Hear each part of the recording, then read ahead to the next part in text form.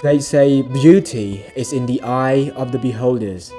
But in today's world, the beholders are distracted. Their eyes don't rest, they scroll, react, and forget.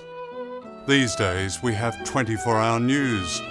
The sound bites never stop, and the wars never stop. As long as it disturbs society, as long as... That is a documentary that I used to watch a while back, and it's on the world you don't see. And what he said is completely true. In today's world, you and I, we have so many ways of getting our news. But we have a massive problem.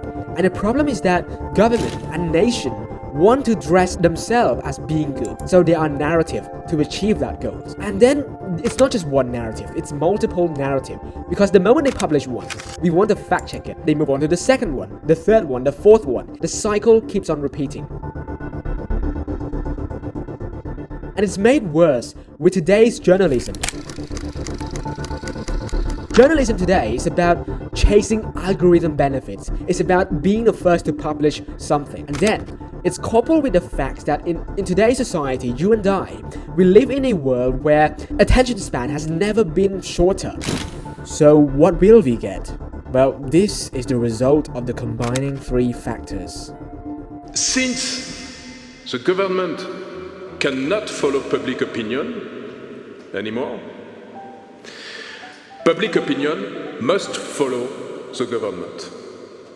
And therefore, you have to create a new way, a scientific way, to persuade public opinion. And with all of those 3 points combined, as I am reading more research on how it affects civilians in all countries, it seems to me that the government has found a way to control its citizen without the citizen knowing. Meaning that in general, government should listen to public opinions. But there is somehow a way in today's society to engineer narrative so the public opinion is forced to listen to them. I'll give you a good example. In many countries around the world, military plan coups in order to overthrow the government. But in most cases, civilians would not support military action, right? No one won war. And although the ideas of us not condoning violence, military and war may hold true, today we are living in a new era. An era where misinformation can easily spread. And so military takes advantage of that. And instead of hurting the civilians who are doing protests, or instead of forcibly censoring news, and these are some more examples how military react when people oppose them.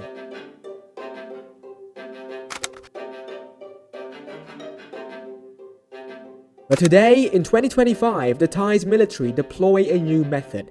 And this is the picture we have. They are now engineering narrative, creating an enemy for the public to band together. So now, in the name of self-defense, protecting sovereignty, publics are now banding together toward an enemy. And the only one who gained from this scenario would be the military, who would rise in power. And in 2025, we are seeing pictures of that happening. Military takes advantage of chaos happening in the country to seize power. And another example of this happening is in Madagascar, where a youth-led protest has become somewhat of a military coup. In Madagascar, Colonel Michael Ranjan says he expects to be sworn in as the country's new leader within days. The announcement comes after soldiers ousted President Ange Razuel following weeks of youth-led protests. And another example is in Thailand, where over 80% of people, including Gen Z, are in support of military leadership to solve the problem with Cambodia. Again, like I said, engineering narrative, creating an enemy for the public to ban, creating a reason, a justification, even when that country has so far less military power than you. The public still believe that country is a threat. And in this conflict between Cambodia and Thailand, the only party that gained the most from it is Thai's military. Because for the longest time, when Thai military planned a coup, their popularity basically dwindled. But today, almost everyone in Thailand are in full support of Thai's military. And so essentially, we're now living in a world where military today wants to be your friend, to get you on their side so that they can gain power, popularity, and people forget that violence is not a good thing, a good way to solve conflict. And so, yeah, beauty is in the eye of the beholder. But maybe that's the problem. We have now stopped beholding. This is about how nation cares more about dressing themselves with nice headlines instead of mutual understanding. And it's about how nationalism turns into noise and how a nation's beauty is nothing but falsehood projected for you to see. By severely limiting access to verified sources, only intensified the problem. In those conditions, information thus became a social product, shaped by interactions, emotions, and shared beliefs. And I want to focus this idea of false beauty of a nation on this part of Southeast Asia of Cambodia and Thailand. First, because this topic has been covered many times on the West already. But second, because I am a Cambodian. And let me tell you, for the first time having lived in Cambodia for all 25 years of my life, having friends before from Thailand and having friendly banter with them, I have never seen military, influencers who have millions of followers, and normal citizens, media, reporters, news reporter, banding together against Cambodia. I've seen some of the videos that were quite horrific. Gangs of Thai youth attacking Cambodian migrant workers who had nothing to do with what is going on between the two countries. I mean, Pingamol, celebrity, the public figure of Thailand, she making fun of making videos, pretend to be deaf cause of the gas from sushi food. She making fun of the toxic gas that Thai soldiers were used on Cambodian people. Using discriminatory words, insulting, calling Cambodians beggars, using police violence against villagers.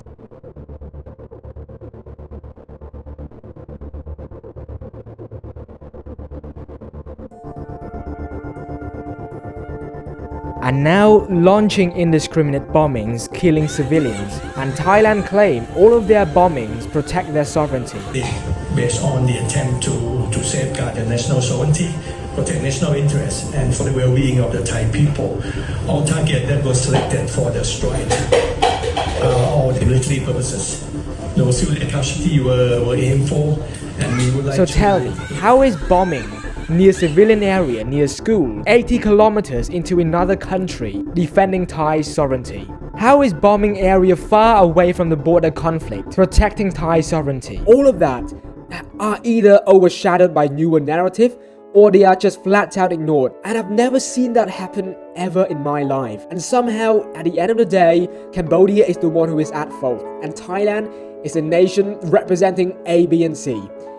That is a classic example of how bigger medias today build appearances and not build facts. And so, coupled with all of the points I mentioned with shorter attention span, people not really digging deep in all of the news source, and government essentially finding ways to fuel more hatred, to fuel more rage, it led to a case where government can bully smaller country and just continue keep on bullying without any repercussion. Because you can imagine, Cambodia is a country with 8 times smaller the size of military compared to Thailand. And so we don't want this war, and while Cambodia, my country, is trying to end this conflict,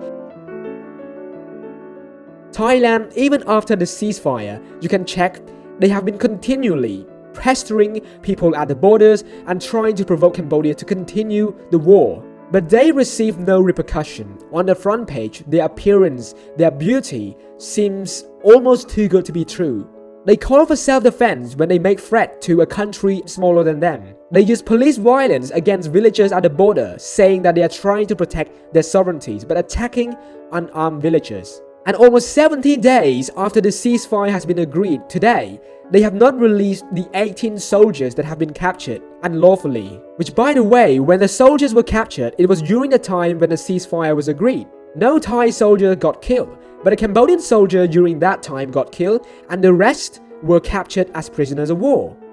But despite all of that, even until now, the Thai's military is still somehow able to keep its good image. And to add a bit more context, for the past decades already, Cambodia and Thailand has had minor skirmishes before. But this 2025 is the first time where Thai military has support from its citizens. Yes, citizens are now somehow convinced that military action is the best way to settle dispute between another country. And I want to remind you of an important context that has been missing in this sea of narrative, and it is a phone call between Thailand Prime Minister, who was ousted due to ethical violation, and Cambodia former Prime Minister. The phone call was about Thailand former Prime Minister openly admitting that Cambodia should not listen to Thai's military, and that there is sort of a power struggle between the civilian government and the military. The phone call was leaked. I already explained the reason very clearly in my previous video, and she asked the former Prime Minister to not listen to the opposing side, who is the Thai General Commander, who is the 2nd Army Region Commander. But a lot of what people fail to mention is before the call and right after the call, we can see Cambodian's position. Firstly, Cambodian adjusted its troops after the talk with Thai's military. However, Thai military made a statement saying that Cambodian withdrew its troops. But then the phone call happened, Cambodian Prime Minister expressed his concern and frustration, and Thai PM also agreed with the commitment. But on the 16th and the 17th, Thai Thongthon made a public statement, a remark calling Cambodian unprofessional in handling the border issue. That is literally her statement recorded. But right now, that entire context has been missing, and the civilians in Thailand right now, they are openly supporting military leadership.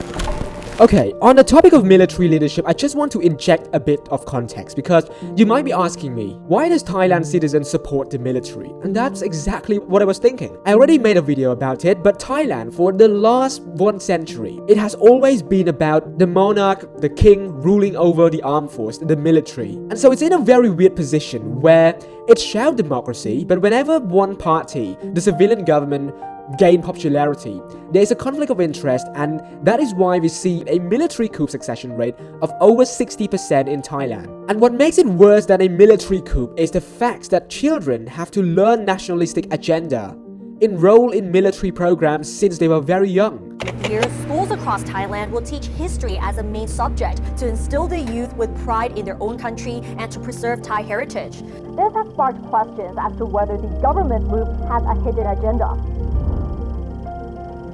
And despite making all of that efforts, the Thai's military has been quite unpopular from time to time unless they have a coup. And it's understandable because majority of human beings, I would say in my opinion, are inherently good people. We don't want violence in life. But we are easily tricked when divided, when there is an enemy where we can band together against. We support the leader who would lead us to go against that enemy. And it's a clear example that we see in 2025 that Thai's military has turned from being not very popular to now walking into campus, being saluted, being applauded. And it's such a crazy point of view from me as a Cambodian, as my country is getting all of these attacks, and there the military just goes into campus being applauded and being hailed just like a superstar. And it goes back to what the research is about. Thailand has had this power struggle between the military and the civilian government for ages.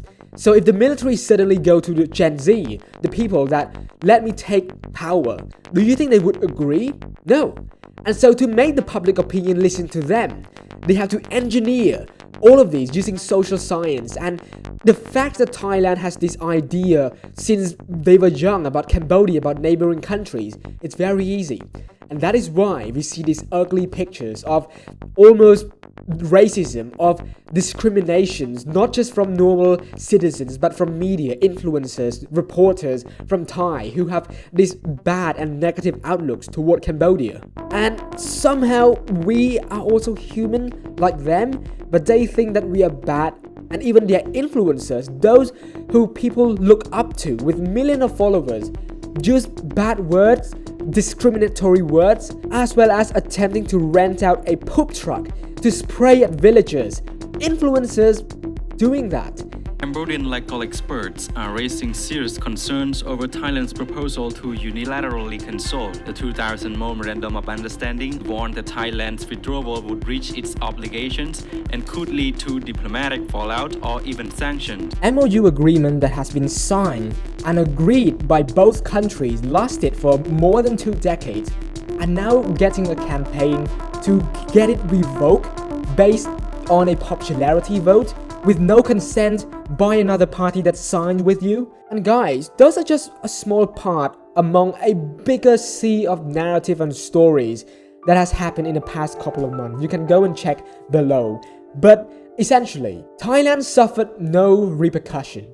And it's all because of what I just said. Today's appearance, what looks good, override what is good.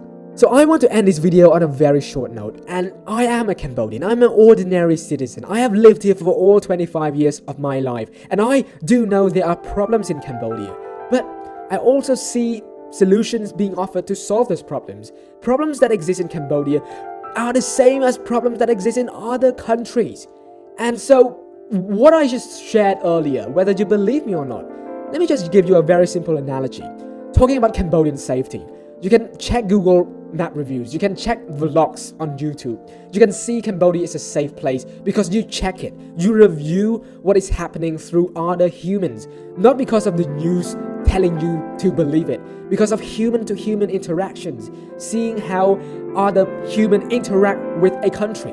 And so what I just shared, you can go ask a Cambodia or come to Cambodia to explore for yourself and see what is actually happening. Or you can check both sides of the story to see what is actually happening. And so please just do review on that, because I am a Cambodian and it hurts me to see what Cambodia is somehow being labeled as. And it also is crazy the fact that in 2024, it seems completely fine. There was no problem, even politically. But in Thailand, we can see there are political struggle over the past few years. But now in 2025, people are suddenly supporting the military against this enemy called Cambodia. And people around the world who, again, I do understand, they don't have the time to pay attention, but they just listen to this media machine purporting all of this information. And yeah, I do understand Cambodia media is small, but hopefully this video can serve you as a starting point for you to actually look deeper into other issues or even talk with other people from that specific area to understand even more and not to be, I would say, puppeteered by this media manipulation. And yeah, that is it for my video. If you enjoy it, be sure to drop a like and a subscribe. And I will see you all in the next one. Thanks, goodbye, and peace.